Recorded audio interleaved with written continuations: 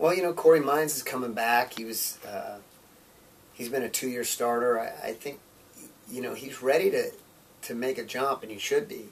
You know, he's going to be a junior.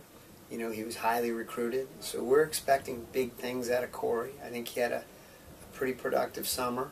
This year it's all about keeping my weight under control and being able to wrestle my best at 125 and not at 135, so I usually am. So, yeah, if I keep my weight under control, I'll perform a lot better this year. I think when he really figures it out, and I think he is, he's going to be hard to beat. He's given some of the best guys in the country real tough matches, but he hasn't gotten over that hump yet. And we'll need a big year from Kory for us to be, you know, as good as we want to be. Just preparation.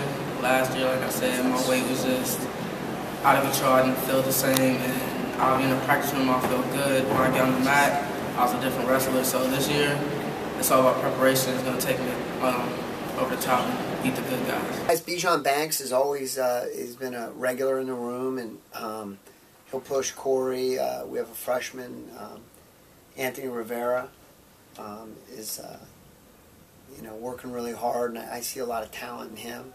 So, you know, we have a couple guys now. We haven't always had that for Kory, so I think that's going to help him.